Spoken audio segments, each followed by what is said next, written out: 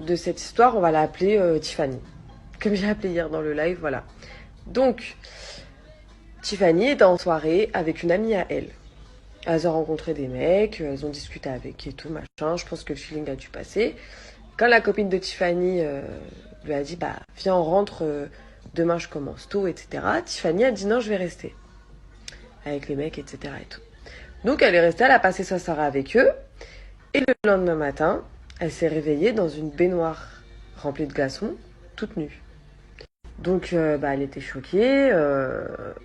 Et elle voit sur son poignet qu'il y a écrit un mot. Donc, il y a écrit, lorsque vous vous réveillez, appelez le 15. Elle regarde autour d'elle, il y avait son téléphone, donc elle prend son téléphone, elle appelle la police.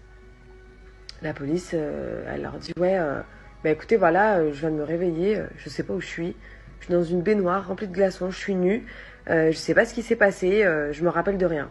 Donc ils lui disent, commencez par regarder autour de vous, est-ce que vous avez vos affaires, etc. Donc elle avait tout, tous ses affaires, ses vêtements pliés, archi bien et tout. Son sac à main, ses papiers, sa carte bleue, rien n'a été volé, rien du tout. Du coup, ils lui disent, est-ce que vous pensez que vous avez été violée? Donc elle dit non, franchement, je pense pas. Bah après, voilà, elle n'a pas de certitude, mais là, voilà, elle pensait pas. Est-ce que vous pouvez vous palper le corps et tout pour vérifier si vous avez rien, etc. Donc, elle dit non, franchement, j'ai rien du tout, bah, pas de bleu, pas de traces bizarres sur le corps. Est-ce que vous pouvez regarder si vous avez des traces d'injection? Donc elle regarde à l'intérieur du bras, là où on fait les piqûres, etc. Elle avait une trace de piqûre. Donc elle dit oui. De là, elle commence à dire ah d'accord, est-ce que vous pouvez regarder, est-ce que vous pouvez toucher votre dos, nous dire ce que vous ressentez? Donc elle passe sa main dans son dos, elle touche son bas du dos et elle avait des pansements. Donc elle leur dit bah j'ai des pansements dans le bas du dos. Donc ils disent bah écoutez, on arrive tout de suite, ne bougez pas, restez où vous êtes et tout. Donc je sais pas où elle était, soit elle était dans un hôtel, honnêtement, je sais pas les filles, donc voilà. Mais ils ont dû la géolocaliser avec son téléphone. Du coup, ils l'ont rejoint, ils l'ont emmenée à l'hôpital. Et à l'hôpital, en fait, elle a appris qu'elle s'était fait voler ses 2 reins.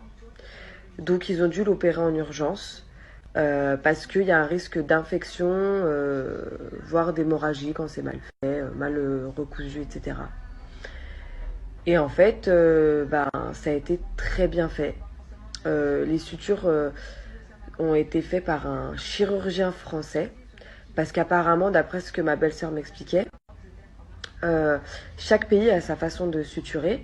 Et là, c'était des points français en fait. Donc ça a été fait par un chirurgien français. Ça a été très bien refermé. Très bien. En gros, c'est un taf d'un chirurgien. C'est pas un mec qui s'est dit vas-y, je lui pète à ses reins et l'histoire elle est réglée. Non, non, ça a été fait par un chirurgien. Donc voilà, la fille, la pauvre, est sous dialyse 4 fois par semaine. Euh, bah, ils lui ont gâché sa vie. Tout ça parce que voilà, elle était naïve, la pauvre, elle a eu un bon feeling avec des garçons en soirée et elle a plus de reins. Donc voilà les filles. Moi franchement quand ma belle-sœur m'a raconté, j'étais choquée. Sachez que ça s'est passé à Paris et que apparemment, d'après ce que la police a dit à la fille en question, euh, ça arrive une fois par semaine à Paris. Franchement, c'est méga chaud. Faites attention avec qui vous sortez, avec qui vous squattez en soirée et surtout ne lâchez pas votre verre. Parce que je pense qu'elle a dû être droguée pour ne plus se rappeler de rien